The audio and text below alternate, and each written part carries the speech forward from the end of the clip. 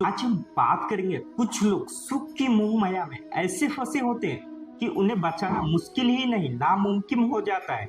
सुख की मोह माया में फंसे व्यक्ति को भगवान भी नहीं बचा सकते। इस कहानी में उसी के बारे में बताया गया है। इंसान घने जंगल में भाग रहा था, शाम हो चुकी थी, इसलिए अंधेरे में उसे कुछ दिखाई नहीं पड़ रहा था। वो उसमें गिर गया। कुएं पर झुके पेड़ की डाल उसके हाथ में आ गई। जब उसने नीचे देखा तो उसकी आंखें फटी की फटी रह गई, क्योंकि कुएं में चार अजगर मुंह खोले हुए उसे देख रहे थे और जिस डाल को वो पकड़ा हुआ था उसे जो दो चूहे कुतर रहे थे।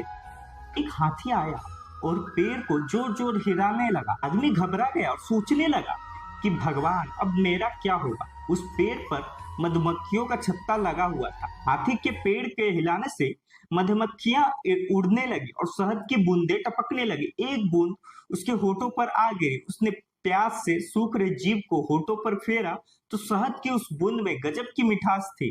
फिर शहद की एक और बूंद उसके मुंह में टपकी। अब वो इतना मगन हो गया, अपनी मुश्किलों को वो भूल गया। तब उस जंगल में शिव जी और पार्वती जी अपने वाहनों से गुजरे। माँ पार्वती ने उसकी दयनीय स्थिति को देखकर भगवान शिव से उसे बचाने का अनुरोध किया। भगवान शिव ने उसके पास जाकर कहा, मैं तुम्हें बचाऊंगा, मेरा हाथ पकड़ लो। उस इंसान ने कहा कि एक बूंद शहद और चाट लूं फिर चलता हूँ। एक बूंद फिर एक बूंद, हर एक बूंद के बाद अगली बूंद का इंतजार। आखिर थक हार कर शिव जी चले गए। अंदाजा लगा सकते हैं कि उस इंसान का क्या हाल हुआ होगा। वह आदमी जिस जंगल में जा रहा था वह जंगल है, दुनिया और अंधेरा है। अज्ञान पेड़ की डाली है, आयु जिससे दिन रात रूपी चूहे कुतर रहा है। घमंड का मदमस्त हाथी पेड़ को उखाड़ने में लगा। शहद की बूंदे सांसारिक सुख है, जिनके कारण मनुष्य खतरे को भी अनदेखा कर देता है।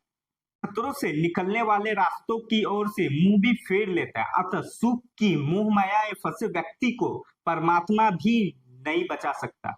के बाद एक जरूरी सोचना है कि आप इस आदमी की तरह सुख की मोह माया में फंसे हुए हैं। अगर